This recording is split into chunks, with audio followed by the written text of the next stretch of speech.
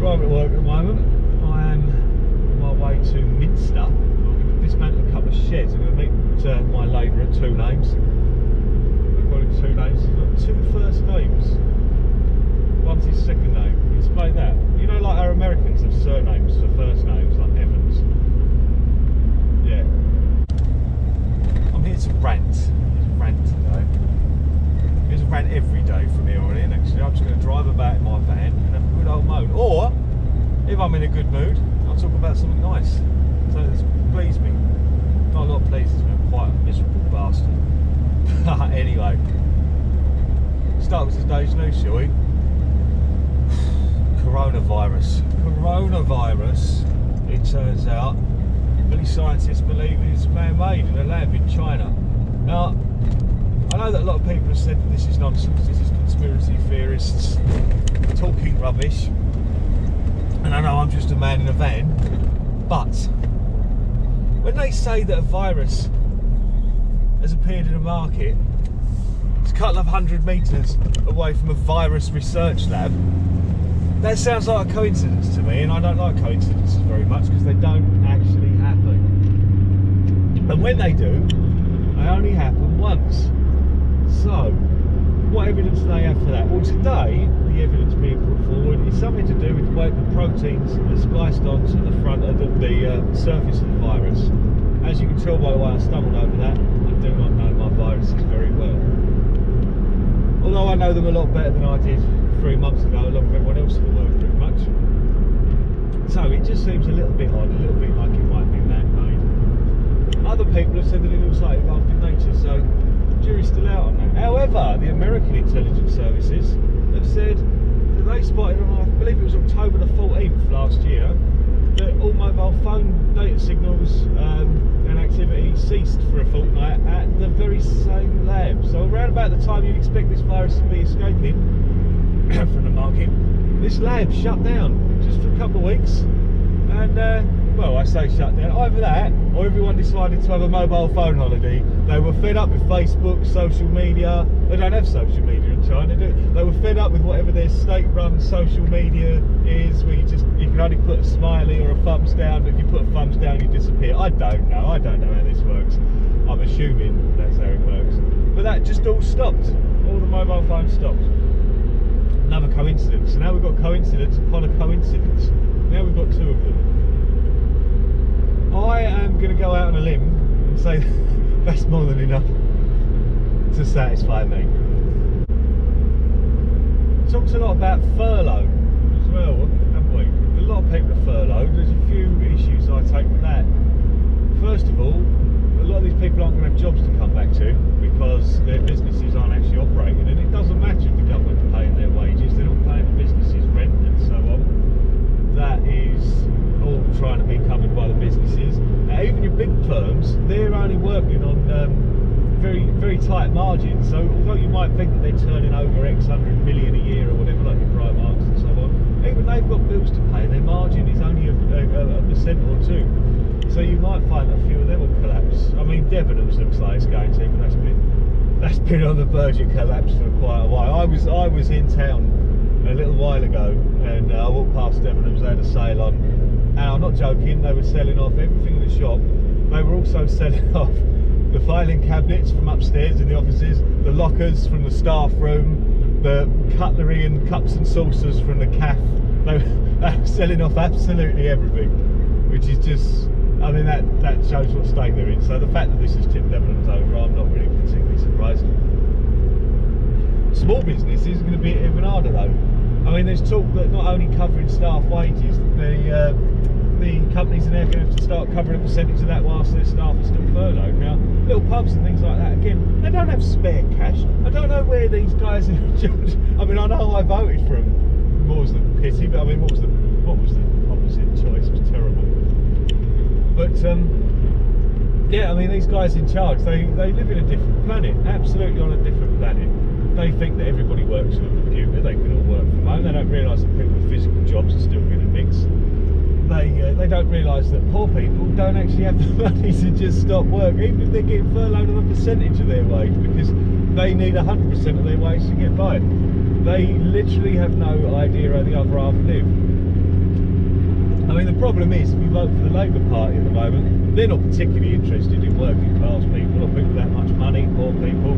They're more interested in the working middle class, which is odd, but I suppose predictable in that Labour is powered by the unions, and the unionised staff these days are working middle class professionals. I've got nothing against that, nothing against them trying to get the best deal for themselves, but I don't particularly agree with it, particularly as unions for actual working class people have been in decline for some time, and a lot of working class people feel that there's a stigma against being part of a union, which is a massive problem as well. All I'm talking about is massive problem upon a massive problem. But yeah, so a lot of people furloughed. They're not going to have jobs to go back to. They might lose their houses anyway. They might certainly lose them after they've not got a job to go back to. There's people who work for agencies, their work's just gone. They don't get anything to fall back on, they don't get no furlough either.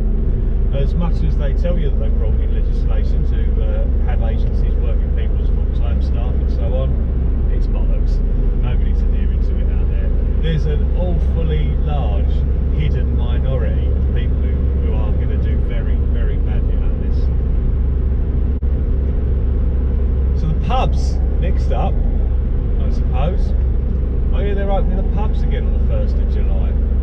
Now, I've always been a bit of a sceptic of this lockdown thing. I was all for it right at the beginning, and I wanted to put together as much information as I could and interpret it as best that I could, and then decide whether or not I should be scared of this thing. So at first I thought the world's reacted pretty swiftly to this, and on a level I've never seen before or even heard of, so this could be quite big. So I went with it for a while. I mean, I still adhered to it once I started to have my doubts, but at this point I think we really wasted our time. We've probably done more harm than good. But the pubs, when they reopen, I've heard that the Wetherspoons pubs are going to have perspex screens all around the bar. They're going to have the tables all spaced apart so they'll chat with each other. They're going to have extra staff to be cleaning and antibacterialising. I don't know how they're going to work the carsies. That's going to be interesting. They're going to close after the urinals off, or have somebody manning each cubicle to clean it after every single person's had a crap. I don't know. Either way, cheap as Wetherspoons may be, that ain't somewhere I'm going to go and have a beer. I can still get a pint down the co-op for half the price I can get a pint at Wetherspoons, and then I can drink at home in front of somebody without the perspex screen between us, and we can have a chat, we can have a laugh. I can tap her on the shoulder if I wanted to. That sounds like a strange thing to crave, but why on earth do I want to go to a pub and be treated like I'm in prison? No thanks, and pay for the privilege. Plus I don't really want to go to Wetherspoons because he sacked all his staff, didn't he, and told me to go and work in Tesco's. He makes a lot of noise about being a lobbyist and a campaigner for workers' rights, doesn't he? Was it Tim Martin? But he is full of shit. Now on the flip side, well, everyone's saying that Richard Branson's full of shit. I don't think he is. People misunderstand this. He's asking for bailouts for his airlines, which are going to go under if he doesn't get them. I mean, your average person is saying, well, hasn't he got enough money you can bail him out? And the fact of the matter is, no, he hasn't, because it's all about cash. Your newspapers are saying the same thing, but I have a suspicion that newspapers very often say stuff that they know to be misinterpreted, because it does sell more newspapers. So either way, we'll see how that goes. But Richard Branson might be worth, I don't know how much it is now, XYZ billion.